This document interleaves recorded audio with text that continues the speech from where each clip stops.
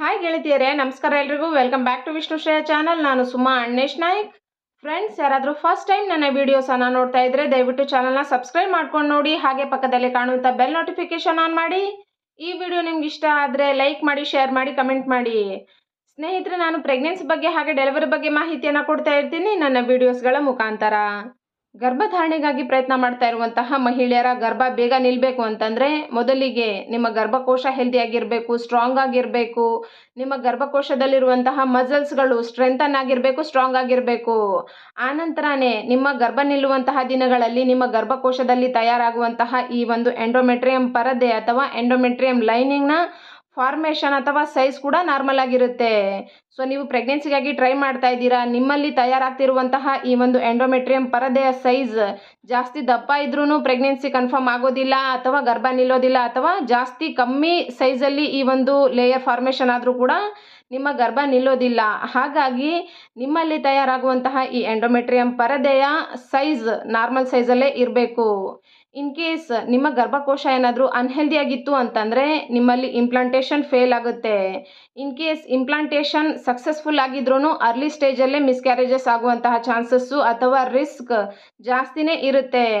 ಹಾಗಾಗಿ ನೀವೇನಾದರೂ ಪ್ರೆಗ್ನೆನ್ಸಿಗಾಗಿ ಟ್ರೈ ಮಾಡ್ತಾ ಇದ್ದೀರಾ, ಆದ್ರೂ ನಿಮ್ಮಲ್ಲಿ ಪ್ರೆಗ್ನೆನ್ಸಿ ಕನ್ಫರ್ಮ್ ಆಗ್ತಿಲ್ಲ, ಗರ್ಭ ನಿಲ್ತಿಲ್ಲ ಅಂತಂದರೆ ನಾನು ತಿಳಿಸ್ಕೊಡುವಂತಹ ಕೆಲವೊಂದು ಡಯಟ್ ಟಿಪ್ಸನ್ನು ನೀವು ಫಾಲೋ ಅಪ್ ಮಾಡಬೇಕು. ಸೊ ಈ ಡಯಟ್ ಟಿಪ್ಸನ್ನು ನೀವು ಫಾಲೋ ಅಪ್ ಮಾಡಿದರೆ ಖಂಡಿತ ನಿಮ್ಮಲ್ಲಿ ಫಾರ್ಮೇಷನ್ ಆಗುವಂತಹ ಈ ಒಂದು ಎಂಡೋಮೆಟ್ರಿಯಂ ಲೈನಿಂಗ್ ಏನಿದೆ, ಸೊ ಇದರ ಸೈಜ್ ನಾರ್ಮಲ್ ಸೈಜಲ್ಲೇ ಫಾರ್ಮೇಷನ್ ಆಗುತ್ತೆ. ಸೊ ಇವತ್ತಿನ ಈ ವಿಡಿಯೋ ತುಂಬಾ ಯೂಸ್ಫುಲ್ ಆಗಿಯೇ ಇನ್ಫಾರ್ಮೇಟಿವ್ ಆಗಿರುವಂಥದ್ದು. ಹಾಗಾಗಿ ವಿಡಿಯೋನ ಸ್ಕಿಪ್ ಮಾಡದೆ ಕೊನೆವರೆಗೂ ನೋಡಿ.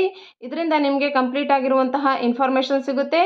ಜೊತೆಗೆ ಈ ವಿಡಿಯೋ ನಿಮಗೆ ಇಷ್ಟ ಆದರೆ ಅಥವಾ ಯೂಸ್ಫುಲ್ ಅಂತ ಅನಿಸಿದರೆ ಇಷ್ಟ ಆದ ತಕ್ಷಣ ಲೈಕ್ ಮಾಡೋದನ್ನು ಮರಿಬೇಡಿ.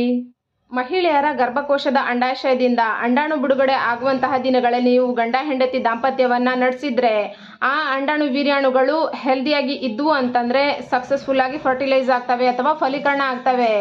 ಆ ಫಲೀಕರಣ ಆಗಿರುವಂತಹ ಅಂಡಾಣು ವೀರ್ಯಾಣುಗಳು ಮಹಿಳೆಯರ ಗರ್ಭಕೋಶದ ಫೆಲೋಪಿಯನ್ ಟ್ಯೂಬಿಂದ ಟ್ರಾನ್ಸ್ಫರ್ ಆಗಿ ಮಹಿಳೆಯರ ಗರ್ಭಕೋಶದಲ್ಲಿ ಬಂದು ಇಂಪ್ಲಾಂಟ್ ಆಗುತ್ತೆ. ಸೊ ಈ ಟೈಮಲ್ಲಿ ಮಹಿಳೆಯರ ಗರ್ಭಕೋಶದಲ್ಲಿ ಒಂದು ಪರದೆ ರಚನೆ ಆಗುತ್ತೆ. ಸೊ ಈ ಪರದೆಯನ್ನು ನಾವು ಎಂಡೋಮೆಟ್ರಿಯಂ ಪರದೆ ಅಂತ ಹೇಳ್ತೀವಿ. ಸೊ ಈ ಒಂದು ಪರದೆಯ ರಚನೆ ಜಾಸ್ತಿ ದಪ್ಪ ಇದ್ರೂ ನಿಮ್ಮಲ್ಲಿ ಇಂಪ್ಲಾಂಟೇಷನ್ ಸಕ್ಸಸ್ಫುಲ್ ಆಗೋದಿಲ್ಲ, ಹಾಗೆ ಕಮ್ಮಿ ಇದ್ರೂ ಇಂಪ್ಲಾಂಟೇಷನ್ ಸಕ್ಸಸ್ಫುಲ್ ಆಗೋದಿಲ್ಲ. ಹಾಗಾಗಿ ನೀವುಗಳು ನಿಮ್ಮಲ್ಲಿ ತಯಾರಾಗುವಂತಹ ಈ ಒಂದು ಎಂಡೋಮೆಟ್ರಿಯಂ ಪರದೆಯ ರಚನೆ ಸರಿಯಾದ ಸೈಜಲ್ಲಿ ಆಗಬೇಕು ಅಂತಂದರೆ ನೀವು ನಾನು ತಿಳಿಸ್ಕೊಡುವಂತಹ ಡಯಟ್ ಟಿಪ್ಸನ್ನು ಫಾಲೋ ಅಪ್ ಮಾಡಬೇಕು. ಪ್ರೆಗ್ನೆನ್ಸಿಗಾಗಿ ಟ್ರೈ ಮಾಡ್ತಾ ಇರುವಂತಹ ಮಹಿಳೆಯರ ಗರ್ಭಕೋಶದಲ್ಲಿ ತಯಾರಾಗುವಂತಹ ಈ ಒಂದು ಎಂಡೋಮೆಟ್ರಿಯಂ ಪರದೆ ಅಥವಾ ಎಂಡೋಮೆಟ್ರಿಯಂ ಲೈನಿಂಗ್ನ ನಾರ್ಮಲ್ ಸೈಜ್ ಎಷ್ಟಿರಬೇಕು ಅಂತಂದರೆ 7 mm to 12 mm ಇರಬೇಕು. ಅಂದರೆ 7 ಮಿಲಿಮೀಟರಿಂದ ಹಿಡಿದು 12 ಮಿಲಿಮೀಟರ್ ಒಳಗಡೆನೇ ಇರಬೇಕು. ಅಟ್ಲೀಸ್ಟ್ 8 mm ಇದ್ದರೂ ಕೂಡ ನಿಮ್ಮ ಗರ್ಭ ನಿಲ್ಲುವಂತಹ ಚಾನ್ಸಸ್ಸು ಇರುತ್ತೆ. ಇನ್ ಕೇಸ್ ನಿಮ್ಮ ಗರ್ಭಾಶಯದಲ್ಲಿ ತಯಾರಾಗುವಂತಹ ಅಥವಾ ರಚನೆ ಆಗುವಂತಹ ಈ ಒಂದು ಪರದೆಯ ಸೈಜ್ ಜಾಸ್ತಿ ಇತ್ತು ಅಂತಂದರೆ ಅಥವಾ ಕಮ್ಮಿ ಇತ್ತು ಅಂತಂದರೆ ನಾನು ತಿಳಿಸ್ಕೊಡುವಂತಹ ಡಯಟ್ ಟಿಪ್ಸನ್ನು ನೀವು ಫಾಲೋ ಅಪ್ ಮಾಡಬೇಕು. ಇವತ್ತಿನ ಈ ವಿಡಿಯೋದಲ್ಲಿ ನ್ಯೂಟ್ರಿಷನ್ ಸೈನ್ಸಿಂದ ಪ್ರೂವ್ ಆಗಿರುವಂತಹ ಅಮೇಝಿಂಗ್ ಫಾರ್ಮುಲಾವನ್ನು ನಾನು ಇವತ್ತು ನಿಮಗೆ ತಿಳಿಸ್ಕೊಡ್ತಾ ಇದ್ದೀನಿ.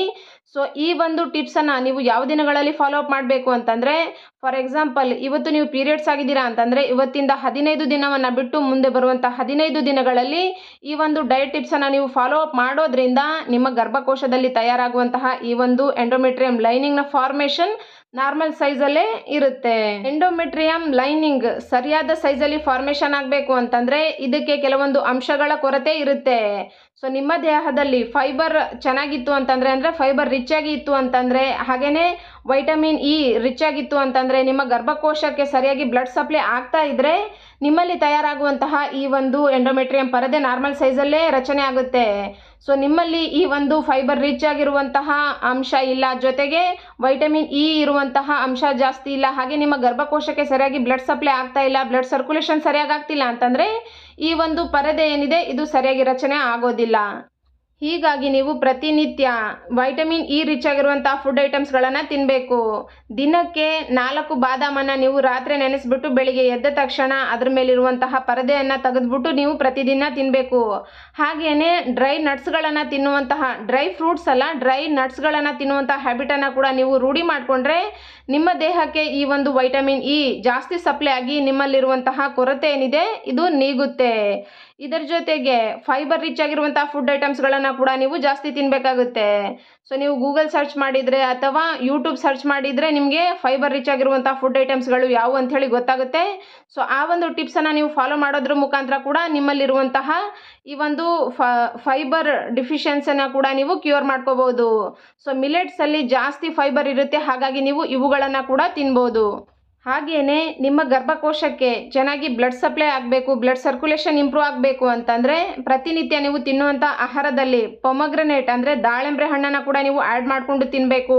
ಟೊಮ್ಯಾಟೊವನ್ನು ತಿನ್ನಬೇಕು, ಬೀಟ್ರೂಟನ್ನು ತಿನ್ನಬೇಕು, ಹಾಗೆಯೇ ಕಾಲಿಫ್ಲವರನ್ನು, ಕ್ಯಾಬೇಜನ್ನು, ಬ್ರಾಕೊಲಿಯನ್ನು ನೀವು ಪ್ರತಿನಿತ್ಯ ತಿನ್ನೋದ್ರಿಂದ ಕೂಡ ನಿಮ್ಮ ಗರ್ಭಕೋಶದಲ್ಲಿ ತಯಾರಾಗುವಂತಹ ಈ ಎಂಡೋಮೆಟ್ರಿಯಂ ಪರದೆಯನ್ನು ನೀವು ನಾರ್ಮಲ್ ಸೈಜ್ಗೆ ತರ್ಬೋದು.